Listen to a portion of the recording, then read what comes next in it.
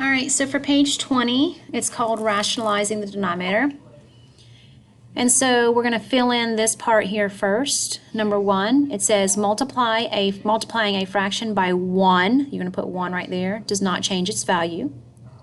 Any expression divided by itself is equal to 1. And then number 3, to get rid of a radical in the denominator, multiply the numerator and denominator by we're going to put radical here, in the denominator. This will make more sense in just a minute. And then number 4 says simplify. So it was decided a long time ago that leaving a radical in the denominator of a fraction is not considered simplified. So, for example, 2/4, if you simplify that down, becomes 1/2. So you would divide both top and bottom by 2.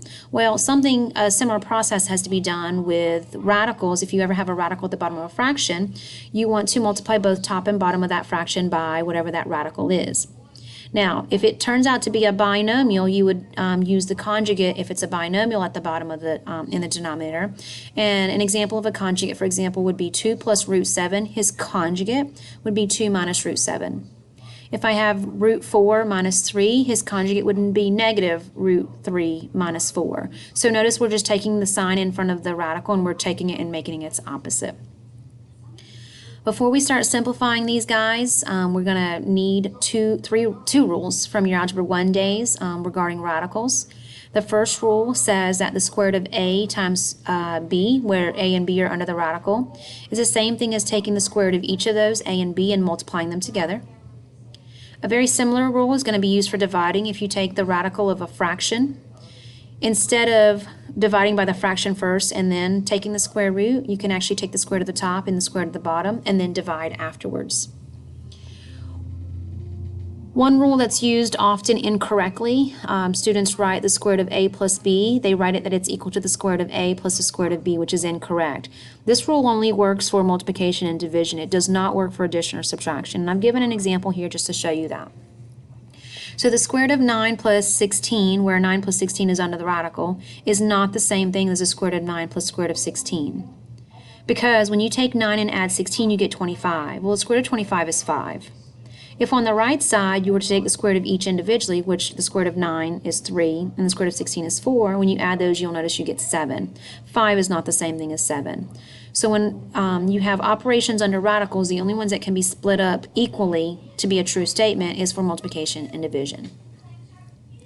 So I've got 4 examples here to go over with you. It says simplify each radical expression. So we're going to start with number 1.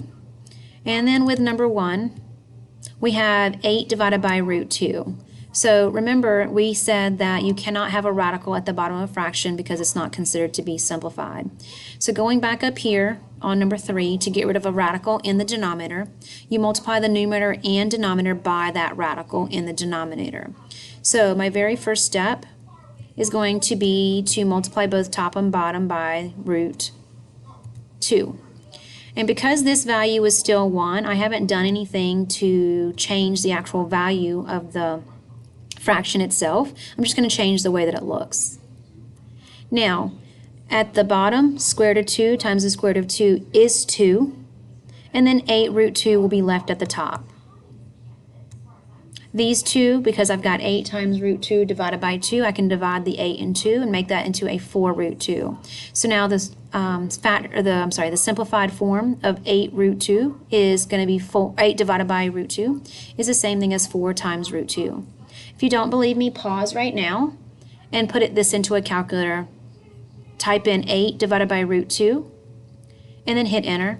Right below that, type in 4 times root 2 and you'll notice you get the same decimal for those values. So now this is considered simplified, whereas the beginning 8 divided by root 2 was not considered simplified. Now for number 2, we've got the square root of 8 divided by the square root of 12. You could go ahead and multiply both top and bottom by root 12 right now. There's nothing wrong with doing that. I didn't choose to do that right away, but you definitely could, and then it would look just like number 1, the way that you would solve it and simplify. But for me, this time I'm going to do it a little bit differently just to show you a different method, because I've already shown you that type of method in example 1. This time what I'm going to do is I'm going to use that rule from Algebra 1 that we talked about, where if you have the square root of a divided by square root of b, that's the same thing as putting a square root over the whole fraction. And so that's actually the way that I'm going to start. You don't have to do it this way, but I did find that it was easier to do it this way. When you go to simplify this, 8 divided by 12 is the same thing as 2/3. You would divide both top and bottom by 4. Now this seems silly because now I'm going to put those square roots back at the top and the bottom again. So now I have root 2 divided by root 3. So this is a little bit simpler than the one that I had at the very beginning. And now this is the point where I'm going to multiply both top and bottom by the radical, which in this case is root 3 over root 3. Now notice root 3 over root 3 is the same thing as 1, and because that's 1, you're not really changing the value of root 2 over root 3. You're just changing the way it looks. That's it. Now remember again from your Algebra 1 days, if you have the square root of a times the square root of b, that's the same thing as multiplying the two things under the radical and making one big radical. So that's going to be 3 times 2, which is 6, and then divided with a square root on it. So that's going to be the square root of 6, and then square root of 3 times square root of 3 is 3.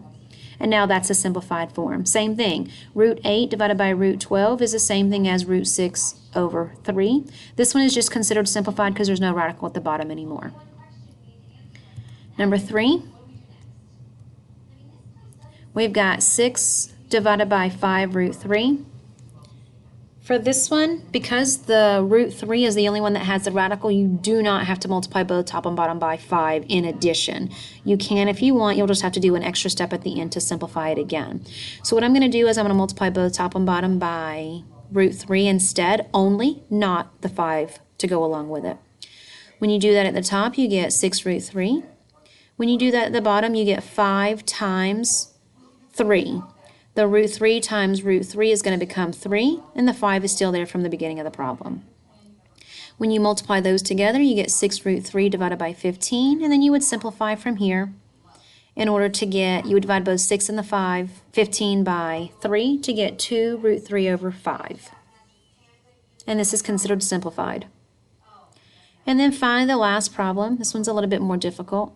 It's got some more going on with it. So this is going to be one of your trickier ones. And so now I have 3 divided by 2 plus root 7. You could try multiplying both top and bottom by root 7. If you want to take a minute and pause and see what happens, you're more than welcome to do so. This actually does not end up getting rid of that radical because of the plus symbol sitting right here. So we're going to come over here and we're going to multiply the numerator and denominator instead by the conjugate. This is the note that I made up here for you. So if you have a binomial in your denominator, we're actually going to use the conjugate instead. So the conjugate of 2 plus root 7, you would take the opposite symbol in front of the radical, and that's going to be 2 minus root 7. So I made myself a note here that I'm multiplying by the we're multiplying by the conjugate since we have a binomial instead of just a single square root symbol. At the top, when you multiply both top and bottom by 2 root 7, you end up with 3 parentheses 2 minus root 7. And at the bottom, I just multiplied them and put them right beside each other. From here, I'm going to FOIL. When I FOIL that, I've left my top alone. I haven't even touched it at all. So I'm going to multiply the bottom here with FOIL. 2 times 2 is my first, becomes 4. My inner is positive square root of 7 and 2, so it becomes positive 2 root 7. My outer is negative 2 root 7, and my last is square root of 7 times a negative square root of 7, which just becomes 7. At the top, I'm going to go ahead and multiply. Oh, just kidding, I'm not going to multiply. At the bottom, I'm going to get rid of these two pieces because they are the same thing, just opposite signs. And then 4 minus 7 is negative 3. And then you'll notice here that the 3 and the negative 3 will cancel out here, leaving a negative at the bottom. I'm just going to shift that negative up to the top of the fraction instead because I can do that. And then I'm going to distribute by that negative, and my final answer is negative 2 plus root 7. And so now I have done a method called rationalizing the denominator. It gets rid of any radicals at the bottom of a fraction in order to simplify it. And that's it.